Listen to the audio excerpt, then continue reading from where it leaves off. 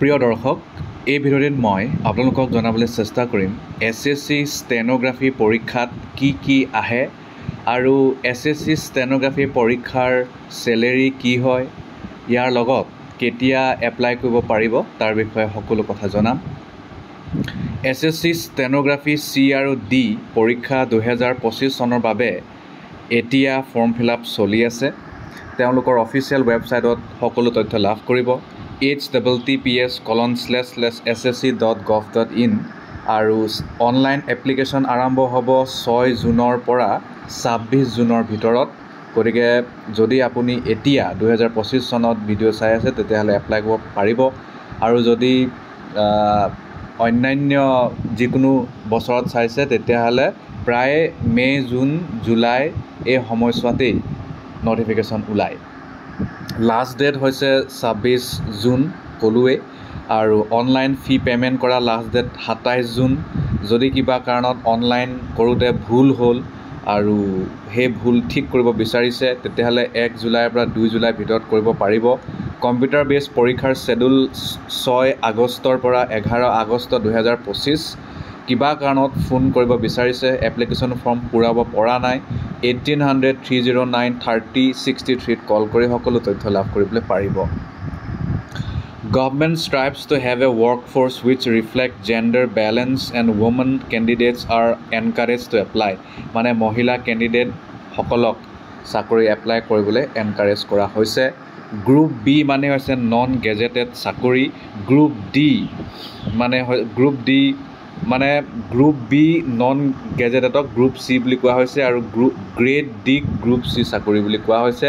বিভিন্ন ministry, department, অৰ্গেনাইজেশ্যনত এই চাকৰিসমূহ fill-up কৰা হ'ব। বৰ্তমান 261 ভেকেঞ্চি আছে বুলি কৈছে, পিছত হয়তো বাঢ়িব পাৰে। SC, ST, OBC, EWS, PWBD, ESM যেনেকৈ যি ৰিজাৰ্ভেশ্যন গভৰ্ণমেণ্টৰ মতে দিব লাগে সেইমতে দিয়া যাব।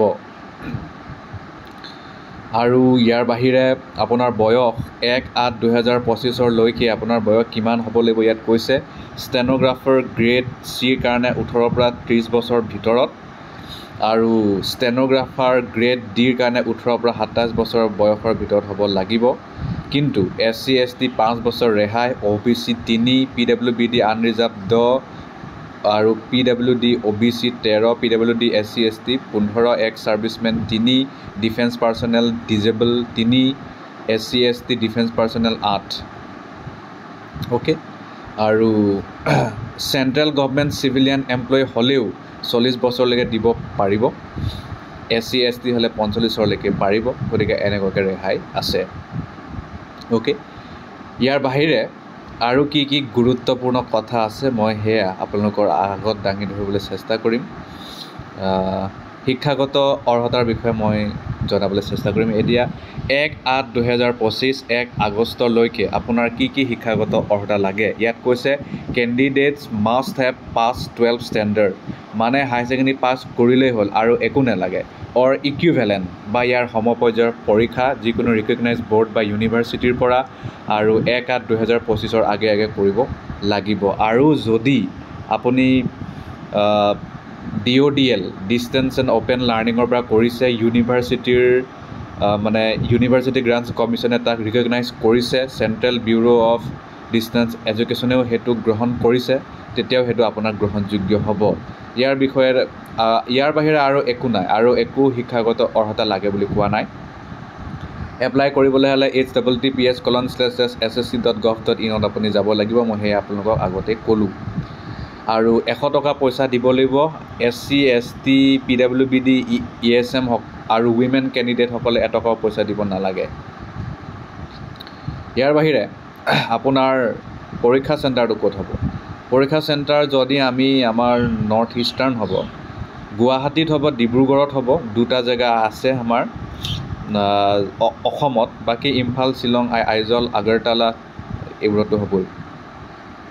অ'কে, এতিয়া পৰীক্ষাত কি আহিব? জেনেৰেল ইণ্টেলিজেঞ্চ এণ্ড ৰিজনিং 50টা কুৱেশ্যন 50 মাৰ্ক, জেনেৰেল এৱাৰনেছ 50টা question 50 mark, English language and comprehension 100টা কুৱেশ্যন 100 মাৰ্ক, টোটেল 2 ঘণ্টা। স্ক্ৰাইব ইউজ কৰা সকলে 2 ঘণ্টা 40 মিনিট পাব। কুৱেশ্যন পেপাৰ অবজেক্টিভ টাইপ হ'ব আৰু ইংলিছ আৰু হিন্দীত হ'ব। নিগেটিভ মাৰ্কিং থাকিব 0.25 তাৰ বাহিৰে টেণ্টেটিভ এনচাৰ কিউ পিছত দিব সময়মতে জেনেৰেল ইণ্টেলিজেঞ্চ আৰু ৰিজনিঙত কি আহিব এইটো ইয়াত দিয়া আছে সেইটো আপোনালোকে তেওঁলোকৰ ৱেবছাইটত গৈ ডাউনলোড কৰি ল'ব পাৰিব গতিকে বা ইয়াতে মই পজ কৰি দিছোঁ মানে আপোনালোকে পজ কৰি ভিডিঅ'টো স্ক্ৰীনশ্বট ল'ব পাৰিব জেনেৰেল এৱাৰনেছত কি আহিব চাওক ইংলিছ লেংগুৱেজ এণ্ড কম্প্ৰিহেনশ্যনত synonym antonym grammar English language vocabulary ইত্যাদি আহিব তাৰ বাহিৰে আপোনাৰ স্কিল টেষ্ট ল'ব স্কিল টেষ্ট ইংলিছ টাইপ কৰিব পাৰিব লাগিব ইংলিছসকলে ইংলিছ যি কৰিব বিচাৰিছে হিন্দীসকলে হিন্দী 50 মিনিট ইংলিছৰ কাৰণে দিব গ্ৰেড ডিৰ কাৰণে গ্ৰেড চি কাৰণে 40 মিনিট দিব Hindi 65 minute grade D grade C 55 minute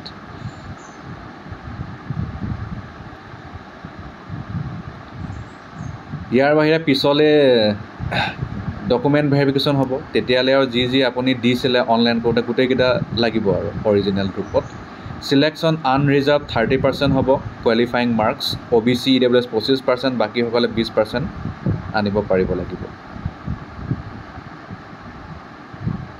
আৰু যদি খেলি মেলি কৰে তেতিয়াহ'লে বহুত বছৰলৈকে আপোনাৰ পৰীক্ষা বেন হৈ যাব ইয়াত কোৱা আছে 3, 4, 5 মানে সকলো ক্ৰাইমৰ বেলেগ বেলেগ পানিছমেণ্ট আৰু বিশেষ নাই আশা কৰোঁ আপোনালোকে কথাটো বুজি পালে ধন্যবাদ